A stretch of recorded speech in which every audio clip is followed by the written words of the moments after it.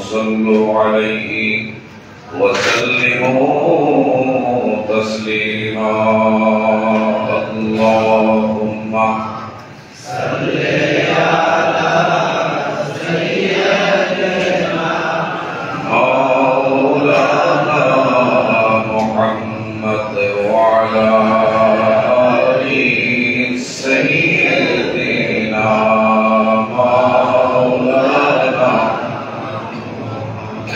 اللهم صل على سيدنا مولانا محمد وعلى آل سيدنا مولانا কাফনের কাফর পরতে হবে রঙিন কাফর যাবে না গরিব বলো গরিব বলো আজরাইল কাউকে ছাড়বে না আল্লাহ সাল্লি আলা সাইয়্যিদিনা মাওলানা মুহাম্মদ ওয়া আলা আলি সাইয়্যিদিনা মাওলানা তুমি জানিতা কাশিমে এবারি গোর সারিতে রঙিন কাপড় খুলে খুলে সাদা মার্কিন পরাবে আল্লাহ সাল্লি আলা সাইয়্যিদিনা মাওলানা ওয়া আলা আলি সাইয়্যিদিনা মাওলানা بلغ العلا بكماله كشف الدجى بجماله حسنت جميع خصاله صلوا بلغ العلا بكماله كشف الدجى بجماله حسنت جميع خصاله صلوا عليه يا حنيف الطاب البلبل ترنم بينه سند حرب دنيوكا تبسم بينه بلغ العلا بكماله كشف الدجى بجماله حسنت جميع خصاله صلوا لا إله إلا الله لا إله إلا الله لا إله إلا الله ما شاء الله لا إله إلا الله لا إله إلا الله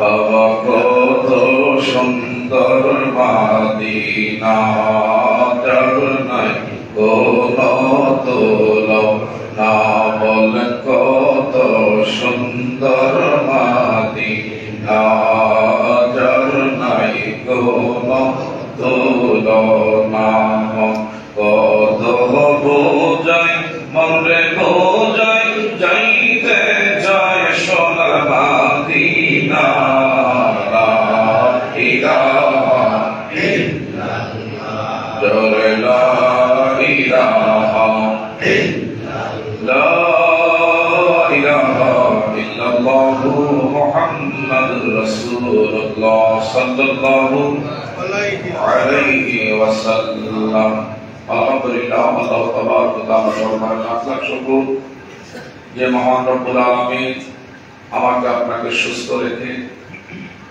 বিশেষ করে সবল রেখে আজকের জুম্মাবারে আসার বসার যিনি সুযোগ করে দিলেন, আমরা আমাদের সেই মহান প্রতিপালকের দরবারে লাখো কোটি শুকরিয়া জ্ঞাপন করে দিচ্ছি। সকলে জবান খুলে করি আলহামদুলিল্লাহ। তাছাড়াও আরো শুকরিয়া জ্ঞাপন করতে হয় যিনি সর্বকালের সর্বশ্রেষ্ঠ, যিনি বিশেষ করে উম্মতের একমাত্র কান্ডারি, হাসরের ময়দানের আমার আপনার দিশারি, যার খাতিরে আল্লাহ পাকের জান্নাতের আশা করা যায়, সেই নবীর উম্মত হতে পেরে আরেকবার শুকরিয়া জ্ঞাপন করে নিচ্ছি, বলি আলহামদুলিল্লাহ।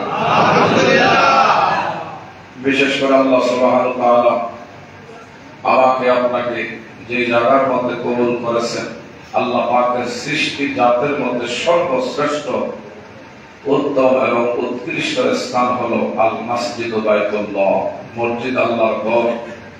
আর যে সময়টা যে মজলিসে বসা আছি, এই মজলিস একটা জান্নাতের মজলিস, বলে আলহামদুলিল্লাহ। বিশেষ করে আল্লাহ পাক বলেন, ইন্নামা ইয়ামুরু মাসাজিদাল্লাহ মান আমানা বিল্লাহ, যার অন্তঃকরণে ঈমান আছে আল্লাহর উপর। কার উপর? আল্লাহর উপরে। যার হৃদয়ে ঈমান আছে তারাই মসজিদ আবাদ করে থাকে। একটু জোরে বলুন সুবহানাল্লাহ। এটা দুনিয়া কারো কথা নয়, দুনিয়ার কোন আলেমের এটা কথা নয়, কোন পীর বুজুর্গের কথা নয়। আল্লাহ সুবহানাহু ওয়া তাআলা কালামে হাকিমে আমার আল্লাহ সুবহানাহু ওয়া তাআলা একমাত্র মুখের বাণী, ইন্নামা ইয়ামুরু মাসাজিদাল্লাহ, যাদের অন্তরে আমি আল্লাহর উপরে ঈমান আছে তারাই একমাত্র মসজিদকে আবাদ করে থাকে। একটু জোরে বলুন সুবহানাল্লাহ। ওয়া কামাস সালাহ, আর তারাই দেখবেন আযান শুনলে চেহারা বিকৃত হয়ে যায়, চেহারার মধ্যে একটা ভিন্ন ধরনের কাজ করে, কখন মসজিদে গিয়ে উপস্থিত হবে। একটু কথা সুবহানাল্লাহ। ওয়া কামাস সালাহ, আর তারাই একমাত্র নামাজ কায়েম করে। আল্লাহ সুবহানাহু ওয়া তাআলা বলেন অন্যত্র জায়গার মধ্যে, ঈমানদার ব্যক্তি যারা, দুনিয়াতে দেখবেন জমিনের মধ্যে ভূমিকম্পনের সৃষ্টি হলে জমিন যেভাবে থরথর থরথরে কাঁপতে থাকে, ঈমানদার ব্যক্তি যখন আযানের আওয়াজ কানে পায় তখন তার কলিজাটা, অন্তরটা এইভাবে কাঁপতে শুরু করে। সুবহানাল্লাহ। একটু জোরে বলুন সুবহানাল্লাহ। তখন সে আমার কদমে সিজদা করবে, সে আমার হুকুম তলব একমাত্র কখন আদায় করবে। তার মনের মধ্যে অশান্তি কাজ করতে থাকে যতক্ষণ আমার কদমে তার কপালটা অবনত চিত্তে সিজদা না করবে, এক মুহূর্ত পর্যন্ত তার অন্তরের মধ্যে এইভাবে কাঁপতে শুরু করে। একটু জোরে বলুন সুবহানাল্লাহ। আল্লাহ সুবহানাহু ওয়া তাআলা বলেন, ইন্নামাল মুমিনুনা আল্লাযীনা ইযা যুকিরাল্লাহ, যারা মুমিন তখন তারা আযানের আওয়াজ পাইলে, আল্লাহ পাকের নামের জিকিরের আওয়াজ কানে পাইলে, এইভাবে কোন মজলিস থেকে আল্লাহ রাসূলের প্রেমের আলোচনা শুনলে, যেভাবে দুনিয়া আমার বাবারা বন্ধুরা সাপুরি আজাদ পরিচালন দেয়া প্রত্যেক থেকে সামনে করে আনে, ঈমানদার ব্যক্তি তদ্রুপ আমার ভাইরা দুনিয়ার ঘরে কিংবা বাসায় যদি থাকে তখন ঘরের মধ্যে থাকতে মন চায় না, মসজিদের মধ্যে না আসা পর্যন্ত অশান্তি অন্তরের মধ্যে লেগে থাকে। কথা বলুন সুবহানাল্লাহ। এজন্য ওয়াইদা তুলিয়াত আলাইহিম আয়াতুহু, আল্লাহ পাক বলেন তখন তার ঈমান বাড়তে থাকে। কারেন্টের ভোল্টেজ যেরকম মাঝে মধ্যে বাড়ে আবার কমে, কমলে যেরকম বাতির ফোকাস কম করে, আলোটা বেশি দেখা যায় না, তদ্রুপ ঈমানদার ব্যক্তির মাঝে মধ্যে ঈমান বাড়ে এবং কমে। যখন কোরআনের কথা শুনে, আযানের আওয়াজ শুনে, ঈমানদার ব্যক্তির ঈমান তখন কিন্তু বাড়তে থাকে। একটু বলুন সুবহানাল্লাহ। ওয়াইদা তুলিয়াত আলাইহিম আয়াতুহু যাদাতুহুম ঈমানা, আল্লাহ পাক বলেন কোরআনের কথার দ্বারা ঈমানদার ব্যক্তির অন্তরের মধ্যে ঈমান আমি আল্লাহ বাড়ায়া থাকি। আযানের আওয়াজ ঈমানদার ব্যক্তি পাইলে তখন তার অন্তরের মধ্যে ঈমানের শক্তি কাজ করে। একটু জোরে বলেন সুবহানাল্লাহ। সবচেয়ে ঈমান হলো বাবার বন্ধুরা দামি জিনিস। যেটা আমার আপনার বাবারা বন্ধুরা দুনিয়া কোনো টাকা পয়সা কিছু দিয়ে পাওয়া যায় না। কথা কোন ঠিক না ঠিক? ঈমানের দাবি আদায় তখন হবে যখন আপনি আযানের আওয়াজ শুনে না আল্লাহ পাকের কদমে সিজদায় আপনি যখন পড়ে যান তখনই ঈমানদারের ঈমান আদায় হয়। একটু জোরে বলি সুবহানাল্লাহ। বিশেষ করে আমার ভাইরা বাবারা বন্ধুরা, অন্যত্র জায়গায় হাদিসে কারিমার মধ্যে আসছে মান কারাল কুরআন ফাসদাদ হারাহু ফাআল্লা হালালাহু হারামা হারামাহু আদখালাহু আল্লাহুল জান্নাহ ফি আশরাতিন মিন আহলি বাইতিহি কুল্লুহুম ক্বাদ ওয়াজাবাত লাহুমুন নার। একটু জোরে বলুন সুবহানাল্লাহ। সুবহানাল্লাহ। মান কারাল কুরআন, যারা ঈমানদার ব্যক্তি আমার ভাইরা, কোরআনের মধ্যে যেটা হালাল আছে হালালকে হালাল মনে করলেন, হারামকে হারাম জেনে যারা বর্জন করে চলবেন, এইভাবে যারা বিশেষ করে আমার আপনার বাবারা বন্ধুরা কোরআনের ভিতরে আমার আল্লাহ সুবহানাহু ওয়া তাআলা এ টু জেড আমার আপনার গোটা জিন্দেগির ভিতরে কোন পথে চললে আমার আল্লাহ খুশি, কোন পথে চললে আল্লাহ এবং তার হাবিব বেজার, এই ব্যাপারে সব কিছু আমার আল্লাহ আগে থেকে আমাকে আপনাকে ওপেন করে জানায় দিয়েছে। কথা বলেন ঠিক না ঠিক? আদখালাহুল্লাহুল জান্নাহ, যে ব্যক্তি কোরআনের ভিতরে হালালকে হালাল জানলেন, হারামকে হারাম জেনে বর্জন করে যারা জিন্দেগি তৈরি করবেন, আমার নবীজির হাদিসে কারিমার মধ্যে এসেছে ওই ব্যক্তি মৃত্যুর সাথে সাথে নিঃসন্দেহে আল্লাহর জান্নাতি দলে অন্তর্ভুক্ত হয়ে যাবে। এমনকি ওই ব্যক্তি তার আহলের মধ্যে আল্লাহ পাকের পক্ষ থেকে হাসরের ময়দানে সুপ্রিম অথরিটি পাওয়ার আল্লাহ পাক ওই গোলামকে আল্লাহ দান করবেন যে 10 জন ব্যক্তি জাহান্নামে চলে গেছেন। এই 10 জন ব্যক্তি তার নিজের বাবা হতে পারে, মা হতে পারে, এমনকি নিজের শ্বশুর হতে পারে, শাশুড়ি হতে পারে, এমনকি তার বন্ধু বান্ধব, তার পড়শির মধ্যে অতি আপন, এমন যদি কোন 10 জন ব্যক্তি আল্লাহর জাহান্নামে তাদের নামের লিস্টের মধ্যে 10 জনের নাম চলে গেছে, আর আপনি যদি দুনিয়াতে হালালকে হালাল জেনে হারামকে হারাম জেনে একমাত্র আল্লাহ পাকের সন্তুষ্টির জন্য ইবাদত রিয়াজত করে কবরে যান এবং 10 জন জাহান্নামীকে সুপারিশ করে আল্লাহর জান্নাতে নেওয়ার আমার আল্লাহ সেই তৌফিক আপনাকে দিয়ে দিবেন। বলেন সুবহানাল্লাহ। এই ক্ষমতা আমার আল্লাহ যদি দেয় কারো অসুবিধা আছে না? আর কারো অসুবিধা আছে না? একদল নবী বলে সুপারিশ করতে না কোন নাউজুবিল্লাহ। নবীজি বলে নিজের হিসাব নিয়ে ব্যতিব্যস্ত, অথচ হাদিসের মধ্যে আসছে সাধারণ ব্যক্তি যদি জান্নাতি হয় ওই ব্যক্তি তার আপনজনের মধ্যে 10 জনকে সুপারিশ করে আল্লাহ জান্নাতে নিয়ে যাবে। সুবহানাল্লাহ। আরেকটু জোরে কর সুবহানাল্লাহ। আর নবীর হাদিস অস্বীকার করলে ঈমান আছে না গেছে? গেছে। আর যখন ঈমান আছে না গেছে? গেছে। এইজন্য আপনাদেরকে বলি এই ব্যক্তিকে, এই ব্যক্তি যে ব্যক্তি সত্যিকার অর্থে কোরআনকে মানলো, কোরআন অনুযায়ী জিন্দেগি গঠন করলো, এই জন্য আপনার সন্তান নায়নাতপুরকে এমন কিছু সন্তানের সাথে চলতে দিবেন যারা সত্যিকার অর্থে আমার বাবারা আল্লাহ এবং তার হাবিবের পথে থাকে, হাবিবের পথে চলে।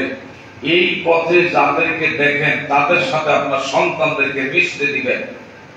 এমন কোন সন্তানের সাথে সন্তানকে মিশতে দিবেন না যেটা নেশাখোর, যেটা আমার ভাইরা জেনাখোর, যেটা ঘুষখোর, যেটা সুদখোর, যেটা বিশেষ করে আমার বাবারা বন্ধুরা আরেকজনের কুটনামি করে, আরেকজনের বিরুদ্ধে আমার বাবারা বন্ধুরা সকলখুরি করে, এই ধরনের ব্যক্তিদের সাথে আপনার সন্তান নায়নাতপুরীতে কখনো মিশতে দিবেন না। কারণ কি, এই ধরনের ব্যক্তিবর্গের সাথে আপনার সন্তান নায়নাতপুরে চলতে ফিরতে থাকলে তাহলে সেটার তাসে তার হৃদয়ের মধ্যে পড়তে থাকে। একটা সময় দেখা যাবে কখনো কোনো মা বাবা সন্তানকে বলে নাই তুই সিগারেট পান কর, তুই সন্তান বিড়ি পান কর, তুই গাঁজা খা, ইয়াবা খা, এগুলা কোন সন্তানের পিতা মাতা কি কখনো বলে না? যারা খায় তাদের থেকে পরিহার করে থাকবি, তাদের থেকে দূরে থাকবি। কিন্তু এগুলা শিখি কিভাবে? খারাপ কিছু দুশ্চরিত্রওয়ালা সঙ্গ, এমন কিছু বন্ধু বান্ধবের কারণে সন্তান বিনষ্ট হয়ে যাচ্ছে। কথা কোন ঠিক না? এই জন্য আজকের আলোচ্য বিষয়, আমার বাবারা বন্ধুরা, আমাকে আপনাকে কবরে যাওয়ার আগে পরবর্তী জেনারেশন যারা আছে তাদেরকে এমন পথে রেখে যাবেন, আপনি মৃত্যুর পরেও আপনার সন্তানের দোয়া পিতা মাতা কবরে পাইতে থাকবে। আরেকটু জোরে কর। এমন কারোর সাথে মিশতে দিবেন না, এমন কারোর সাথে মিশবেন না যেটা নেশাখোর। এই নেশাখোরের সাথে আপনি কখনো মিশবেন না। যদি মিশে যান আমার বাবারা বন্ধুরা, তাহলে জিন্দেগি আপনার বরবাদ হয়ে যাবে, এতে করে কোনো সন্দেহ নাই। বুলেট মারলে বুলেট মিস হইতে পারে, কোন নেশাখোরের সাথে নামাজওয়ালা ব্যক্তি নামাজ হয়ে তার ঈমান আকীদা ঠিক রাখতে পারে না। কথা বলেন ঠিক না ঠিক?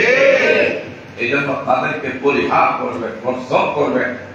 এই জন্য ফি আশরাফিন মিন আহলে বাইত কদ ওয়াজাবাত লাহুমুন নার। আপনি যদি সেই কোরআনের কথা মাইনা কবরে যান, আপনাকে আল্লাহ পক্ষ থেকে 10 জন জাহান্নামীর সুপারিশ করার সেই ফ্যাসিলিটি আমার আল্লাহ দিয়ে দিবেন। সুবহানাল্লাহ। আরেকটু জোরে কোন সুবহানাল্লাহ। আর যদি কিছু মানেন না, তাহলে আমার বাবার বন্ধুরা, ওয়ালা তাত্তাবিউ খুতুওয়াতিশ শাইতান। আপনি আল্লাহরও মানলেন, শয়তানও মানলেন। আল্লাহরে মাইনা শয়তানকে যদি আপনি খুশি করে যান, তাইলে এই কুলো না ওই কুলো না। আমার আপনার বাবারা বন্ধুরা, পরকালীন আল্লাহর জান্নাতের মুক্তির আশা করা যাবে না, আর কি আশা করা যাবে না। এই জন্য বাবারা বন্ধুরা, আমরা নিজেরা সৎ কাজ করি, আমাদের পরবর্তী সন্তান যারা আছে তারা যদি কাজের মধ্যে ইস্তেকামাতের সাথে তারা যেন কায়েম থাকে। এই জন্য তাদেরকে হাতে ধরা পায়ে ধরা যতবার বোঝানোর দরকার বুঝাইতে থাকেন। এক সময় দেখবেন তার হৃদয়ের মধ্যে আল্লাহ হেদায়েতের নূর আল্লাহ জ্বালায় দিবে। একটু বলেন আমিন। আর একটু জোরে বলেন আমিন। বিশেষ করে আমার ভাইরা, সঙ্গ দোষের কারণে যে বাবারা বন্ধুরা জীবন নষ্ট হয়, আল্লাহর হাবিব সাল্লাল্লাহু আলাইহি ওয়াসাল্লাম মানুষকে এইভাবে প্রাথমিক অবস্থায় মক্কার জমিনে দাওয়াতি কার্যক্রম যখন শুরু করলেন, আল্লাহর হাবিব সাল্লাল্লাহু আলাইহি ওয়াসাল্লাম আমার বাবারা বন্ধুরা ওনার কাছে উকবা নামের একজন সেই কাফের, সে বেঈমান, বড় তদানীন্তন সময়ের একজন ব্যবসায়িক ব্যক্তি উকবার মনের ভিতরে একটা জিনিস যাচ্ছে, আর মক্কার ভিতরে এখনো মানুষকে খুব মেহমানদারি করে, আপ্যায়ন করে। পৃথিবীর যে কোনো দেশ থেকে ওই দেশে যায়, তাদের এটা নবীর সুন্নাতে, সমস্ত নবীদের সুন্নাত তাদের ভিতরে এখনো আছে। মানুষ দেখলে তারা আপন করে নেয়, মানুষ দেখলে তারা খুবই মানুষের প্রতি সহানুভূতি, মানুষের প্রতি সহনশীল, সহযোগিতার হাত বাড়ায় থাকে। এই জন্য এখনো মক্কা মদিনার মানুষ আমার বাবারা বন্ধুরা অর্থনীতির দিক দিয়ে কোনো অভাবে আছে না, শুধু নবীর সুন্নাত মেহমানদারি করে। এই জন্য আল্লাহ নিজেকে বরকত দেয়। সুবহানাল্লাহ। আপনার কলিজা, তাদের কলিজা ভরা মন মানুষের পিছনে আহ্বান করার জন্য। আমার নবীকে এই উকবা, সে একজন কাফের মক্কা লিডারের মধ্যে অন্যতম একজন। এই উকবা ব্যবসায়িক ব্যবসা করে, তো হঠাৎ করে সে ভাবতেছে আমার ব্যবসার মধ্যে যখন উন্নতি হয়েছে, লাভ হয়েছে, তাইলে আমি এমন কিছু লোকজনকে দাওয়াত করে খাওয়াবো। লগের যারা আছে সবার লোকের পরামর্শ করছে যে মেহমানদারি করলে কারে আগে দাওয়াত দেওয়া যায়, সবচেয়ে ভালো মানুষটাকে। কাফের বেঈমানদের মধ্যে একটাই সিদ্ধান্ত, মক্কার জমিনে যদি আমাদের ভিতর মতো বিরোধ ওনার সাথে আছে আব্দুল্লাহ বেটা মোহাম্মদ আলী, তবে ওনার মতন ভালো আল্লাহর জমিনে দ্বিতীয় আর কেউ হয় নাই। ওনারে আগে দাওয়াত দেন। সুন্দর প্রস্তাব, দাওয়াত দিয়ে দিলেন, আমার নবীজিকে দাওয়াত দিলেন। নবীজিও এইভাবে কাফেলা নিয়ে তার দাওয়াতকে অ্যাকসেপ্ট করলেন। সামনে গিয়া দেখেন সুন্দর মতন দস্তরখানা, খাবার আগের থেকে ডিস্ট্রিবিউশন করে রাখছে। আমার নবীজি তো এইভাবে কারো ঘরের খাবার খাওয়া, এটা আল্লাহ পাক বাবারা বন্ধুরা হালাল করে দেয় নাই। নবীজি সঙ্গে সঙ্গে আল্লাহ পাকের পক্ষ থেকে হিকমত অবলম্বন করলেন। আব্বা, তুমি আমার দাওয়াত দিছো, আমি তোমার দাওয়াত কবুল করছি। এখন শর্ত হলো একটা, আমি আমার মুখে খাবার তখনই নিতে পারি যতক্ষণ পর্যন্ত তুমি কালিমা পড়া ঈমানদার না হবা, ততক্ষণ আমি তোমার ঘরের খাবার মুখে নিব না। একটু জোরে বল সুবহানাল্লাহ। শর্ত দিছিনি, শর্ত দলে দিয়ে দিছে। উকবা তো চিন্তা করলো মক্কার ভিতরে তার সবচেয়ে বড় অপমান মনে করে, কলঙ্ক মনে করে যে কাউকে দাওয়াত দিলাম, দাওয়াত দেওয়ার পরে সে যদি খাবারের মজমত থেকে না খেয়ে উঠা যায়, তারা সবচেয়ে অপমান মনে করে। উকবার ভিতরে তো শুরু হয়ে গেছে ভূমিকম্প। হায়রে, পৃথিবীর শ্রেষ্ঠতম ব্যক্তি মোহাম্মদ আমিন আমার ঘরের মেহমান হয়ে আসছে, আর আজকে যদি না খাইয়া আমার ঘর থেকে চলে যায়, তাহলে আমি মুখ কেমনে দেখাম? আমার এই ফেসটিদের হ্যাম্পার হবে, মানুষজনের সাথে আমার মুখ আমি আর দেখাইতে পারবো না। এর সঙ্গে সঙ্গে বলল, মোহাম্মদ আমিন আপনি আমার এখান থেকে না খেয়ে যাবেন, এটা আমি কখনো বরদাস্ত করবো না। আপনি শর্ত দিচ্ছেন কালিমা পড়ার জন্য, আমি রাজি আছি। আমি আপনার সাথে বলে নিলাম লা ইলাহা ইল্লাল্লাহু মুহাম্মাদুর রাসূলুল্লাহ। আমার নবীজি এত খুশি হয়েছে যা ভাষায় প্রকাশ করার মতো না। একটু সুবহানাল্লাহ। যেটা জাহান্নামের কি, জাহান্নামের একটা এমন সেই ব্যক্তি এখন কালিমা পড়ে আল্লাহর জান্নাতের দলে অন্তর্ভুক্ত হয়ে গেছে। নবীর কাছে এত আনন্দ লাগতেছে, নবীজি কাফেলা নিয়া সাদরে খাইলেন, খাওয়ার পরে চলে গেছেন। এদিক দিয়া উকবা কালিমা পড়ে ঈমানদার হয়েছে। উকবা ছিল তাদের লিডারের মধ্যে একজন। পুরা মক্কার অলিতে গলিতে খবর হয়ে গেছে, হাই আমাদের নেতা তো মোহাম্মদ আমিনের তলে তলে কালিমা পড়ে বলে মুসলমান হয়ে গেছে। তোমরা কি খবর জানো? গোটা মক্কার নগরীতে এই খবর ছড়িয়ে পড়ছে। এখন উকবা কারোর সামনে কথা বলতে পারে না। সবাই বলে, হ্যাঁ তুমি নেতা হইয়া আমাদের মুখের মধ্যে কুলুপ আটলা, কেমনে তুমি মোহাম্মদ আমিনের হাতে হাত দিয়া কালিমা পড়ে আমাদের দিকে একটু খেয়াল করবা না? একটু জোরে করে নাউজুবিল্লাহ, নাউজুবিল্লাহ। খারাপ সঙ্গ যদি থাকে তাহলে সঙ্গের কারণে সঙ্গী নষ্ট হইতে দেরি হয় না। কথা ঠিক না? এজন্য ল পানির মধ্যে বাসে সঙ্গ দোষের কারণে। কথা ঠিক না? সৎ সঙ্গে স্বর্গবাস, অসৎ সঙ্গে স্বর্গনাশ। একটা প্রবাদ বাক্য আছে না নাই? আছে না নাই? উকবা কালিমা পড়া নবীর মন রক্ষা করছে। ডাক দেখা কিন্তু তোরা তো জানোস না। কয়টি এটা আমি সামাজিক ভাবে কালিমা পড়ছি, কিন্তু আসলে হাকিকতে অন্তর থেকে ঈমান আনবো এই নিয়তে পড়ছি না। কারণ আমার ঘরে এসে লোকটা কষ্ট কইরা এই মুহূর্তে যে শর্ত দিছে, আমি যদি কালিমা গ্রহণ না করি তাহলে না খেয়ে উঠা যায়, এর মন রক্ষার লাগে আমি কালিমা পড়ছি। বর্তমান সময় কিছু সমাজ রক্ষা করার জন্য অনেক কিছু করে, হাকিকতে আল্লাহ আল্লাহ রাসূলকে সন্তুষ্ট করে না। কথা কোন ঠিক না? আল্লাহর বলে কথা ঠিক না? এই কালিমা কিন্তু আমি আসল এর রবের পক্ষে, তাওহীদের পক্ষে আমি কালিমা গ্রহণ করি নাই। সামাজিকতা এটা রক্ষা করার লাগে আমি বলছি। তোমরা যেটা মনে করছো এটা না, তাইলে তোমার না বিশ্বাস করবো। তখন মোহাম্মদ আমিনের কালিমা আবার যদি তার হাতে ফিরিয়ে দিতে পারো, নাউজুবিল্লাহ কর। এই বিচরণ করে ঘুমাই গেছে তো, একটু জোরে করে নাউজুবিল্লাহ। মোহাম্মদ আমিনের কালিমা মোহাম্মদ আমিনের হাতে আবার ফিরিয়ে দিতে পারলে আমরা মনে করব যে আসলে মোহাম্মদ আমিনের রবের পক্ষে তুমি ঈমান আনো নাই। কেমনে ফিরিয়ে দেওয়া যায়? আমাদের সামনে যদি মোহাম্মদ আমিনকে থুতু নিক্ষেপ করতে পারো আর বলবা নে মোহাম্মদ আমিন তোর কালিমা তোরে ফিরিয়ে দেওয়ার লেগে আসছি, তাইলে আমরা মনে করবো মোহাম্মদ আমিনের রবের উপরে ঈমান আনো নাই। একটু চিৎকার করে করে নাউজুবিল্লাহ।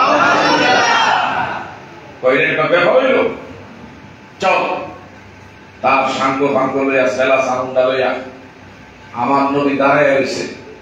নবীজি মনে মনে ভাবতেছে গতকালকে সে আমার কাছে কালিমা গ্রহণ করছে, সেটা তার লিডার, তার নেতৃত্বে কর্মীর অভাব নাই, সবাইকে নিয়ে আইছে না আমার কাছে কালিমা গ্রহণ করবে। একটু বললাম সুবহানাল্লাহ। নবীজির হৃদয় উনি সরল। আল্লাহ নবীজি মনে মনে ভাবতেছে গতকালকে উকবা কালিমা পড়ে ঈমানদার হয়েছে, আজকে তার সেলা সামুন্ডা বন্ধু বান্ধব যারা আছে সবাই নিয়ে আসতেছে দল বেঁধে আমি নবীর কালিমা গ্রহণ করার জন্য। নবী আনন্দ আত্মহারা সবাইকে বললো, দেখছো আল্লাহ পাক হেদায়েতের মালিক, এর উসিলা বাকি লোক কালিমা পড়বে। এইগুলা নবীজি আসিল দাঁড়ানো, নিজের জায়গা ছেড়ে সামনে দৌড়ে এসে রিসিভ করছে। ওকবা, তোমার দলবল দেখে আমি নবীজির কলিজা শীতল হয়ে গেছে। ডাক দেবো, রাখো তোমার কালিমা, তোমারে ফিরে দেওয়ার জন্য আসছি। আমি গতকালটা ইমানের জন্য কালিমা গ্রহণ করি নাই, সমাজ মেনটেন করার লেগে কালিমা পড়ছি বইলা আমার নবীর সুন্দর চেহারা আমার মধ্যে থুতু নিক্ষেপ করে দিলেন। একটু চিৎকার মেরে নাউজুবিল্লাহ। আমার আল্লাহ কয়, আমার একটু গালি দিছ, আমি আল্লাহ সহ্য করতে পারি।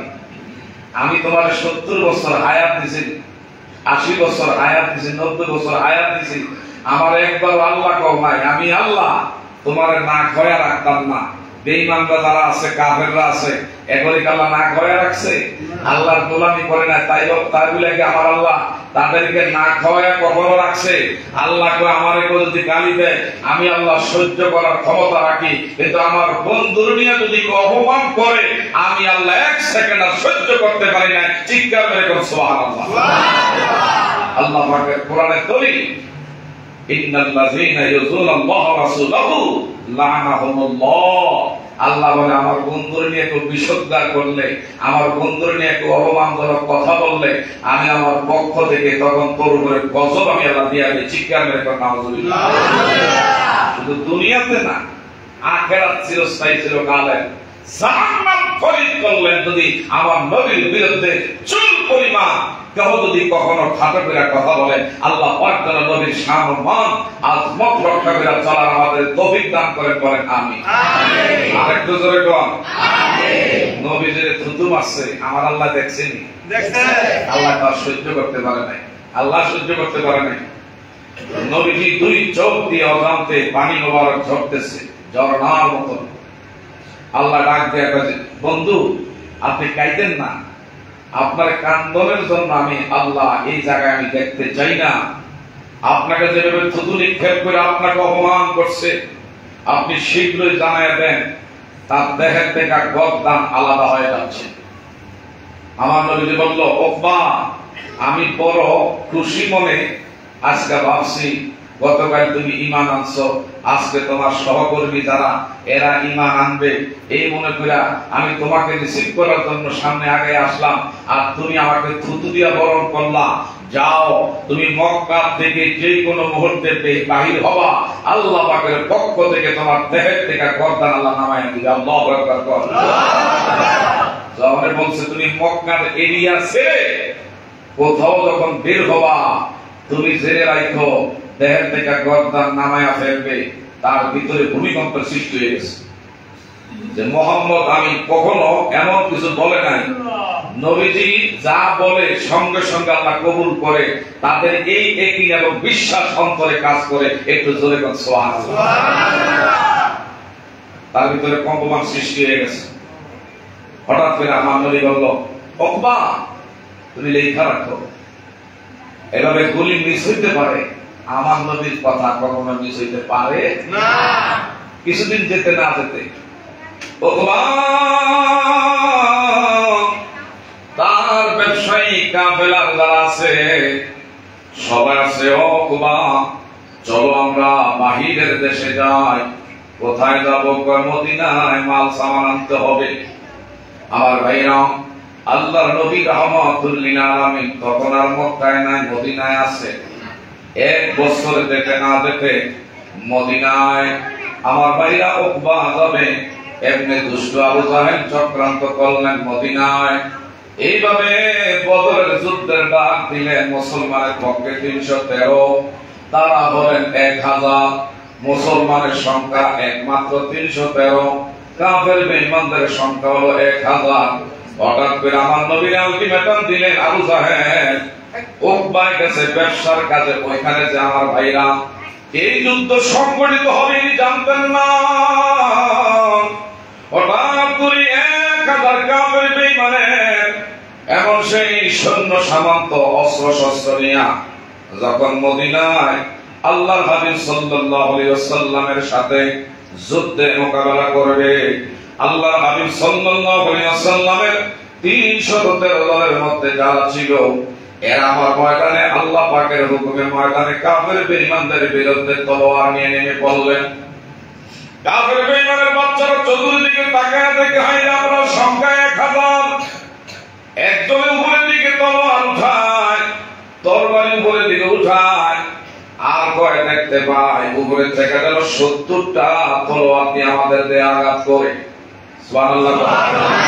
মুসলমানেরা একবার খালি তলোয়ার উপরে উঠায়, নামাইবার সময় দেখি যেন 70 জন করে আমাদের উপরে আঘাত করে। এরা কয় হাই রে, থাম হইতো না। আর দেরি করে না, তারা পিছপা হয়ে গেলেন, পরাজয় বরণ করলেন। এই উকবা ইনি করছে কি, যখন যুদ্ধ বিগ্রহ চলছে, ইনি কয় আর এই দেশে থাকতাম না, তাড়াতাড়ি মদিনায় চলে, মক্কায় চলে যাব। এইভাবে নবীজির আশেকে রাসূল দর্শন তাকে চতুর্দিক দিয়ে বেলুন দিয়া ধরলাম, কই যাস? যেই নবী রে, তুই তোর জবান দিয়া মুখটা দিয়া কেমনে রে? যেই নবীর সুন্দর চেহারা, আনোয়ারের মধ্যে বসা মাছি বসা হারাম। যেই নবীর সুন্দর চেহারা, আনোয়ারের মধ্যে কখনো খোস পেশা এই ধরনের কখনো কোন জীবাণু নবীকে এফেক্টেড করে নাই। তোর মতন নাপাকি জবানটা দিয়া কেমনে আমার নবীর থুতু নিক্ষেপ করলি?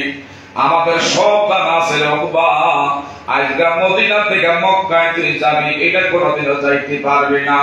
সঙ্গে সঙ্গে পিছন দিক দিয়া এই দেহের থেকে ধারালো তরবারি দিয়া মাথাটা নামায়া ফেলছে। তখন তার মনের ভিতরে এই জল্পনা, হায় রে মোহাম্মদ আমি 1 বছর আগে কইছে মক্কা ছাইরা কখনো বাহিরে গেলে আমার দেহের থেকে গর্দান নামাইবে। সত্যিকার অর্থে নবীর কথায় যা কাজে লাগছে, জোরে বলা যাবে মারহাবা। এই জন্য সঙ্গ দোষের কারণে আমার ভাইরা ঈমান আকীদা বিনষ্ট হয়, ঠিক না বেটি? যে উকবা জান্নাতের সার্টিফিকেট পাইলেন, যে উকবা আল্লাহর নবীর হাত থেকে জান্নাতের সার্টিফিকেট পাইয়া বন্ধু বান্ধবের কারণে, সাঙ্গ বান্ধবের কারণে সেই সার্টিফিকেট আবার আমার দয়ার নবী মায়ার নবীর হাতে রিটেন ব্যাক করলো। কেমন ভোলা গোপাল! আল্লাহ পাক আমাকে আপনাকে এই নবীর মানার মতন মাইনা কবরে যাওয়ার জন্য তৌফিক দান করে, বলেন আমিন। আরেকটু ধরে বলেন আমিন। আমার নবীজি আসরের ময়দানে 3 জায়গায় থাকবে। দুনিয়ার কেউ আপনার আমার ওই দিন থাকবে না।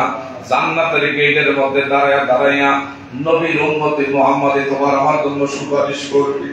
ফুলসিরাতের পারে আমার নবী দাঁড়াইয়া থাকবে আর বলবে, আমার কোন উম্মত জাহান্নামের মধ্যে যেন পড়তে না পারে। নবীজি নিজে ফুলসিরাতের পারে দাঁড়াইয়া এইভাবে নবীজি বলবে, যা যা চিন্তার কারণ নাই, আমি নবীজি তোর এখানে দাঁড়ায় আছি। জাহান্নামের গেটের সামনে আমার নবী দাঁড়াইবে। আল্লাহু আকবার। কোন উম্মত আমি নবীর না দেখাইয়া জাহান্নামে পালাইবা, আল্লাহ এটা কখন আমি মানব না। এই জন্যই নবীর আমরা আপন বানায় কবরে যাইতে চাই কি চাই না? এই নবীর মহব্বতে আসেননি বাবা। আমি কয়েকটা লোক দেখবো আল্লাহর ঘর মসজিদের কারেন্ট বিল বাবদ, মাত্র ৬,২০০ টাকার মতো আসছে। যদি আল্লাহর কোন গোলাম থাকেন আল্লাহর ঘরে, আল্লাহর গোলামরা নামাজ আদায় করে হাত বাড়ায় দোয়া করে, মৃত্যুর পরে আমার আপনার এই জিনিসটা আমার আপনার কবরের মধ্যে সওয়াব জারি থাকবে। একজন ব্যক্তির উসিলা যদি নামাজ পড়া শান্তি পায়, যে এই মসজিদে দেখেন প্রত্যেক ওয়াক্তে মুসল্লির অভাব নাই। অনেক বড় বড় মসজিদ আছে, এক কাতারও মুসল্লি পাওয়া যায় না। এখানে সব দিক দিয়ে তারা শান্তি পায়। এই জন্য আজানের আগে মসজিদের নিচতলা জুম্মার দিন বরফ হয়ে যায়, ঠিক না বেটি? আমার ভাইরা আছেন খুশি মনে যে হুজুর ৬,০০০ টাকার মতন কারেন্ট বিল, আমি বিসমিল্লাহ কইরা এই টাকাটা দিলাম, কয়েকটা লোক একটু পকেটে হাত দেন। আল্লাহ তুমি দেখো তোমার গোলামরা কে কোন নিয়ত কইরা মসজিদের কারেন্ট বিলের বকেয়া বাবদ আল্লাহ সহযোগিতার হাত বাড়ায়, এদের প্রতি রহমতের হাত তুমি বাড়াইয়া দাও।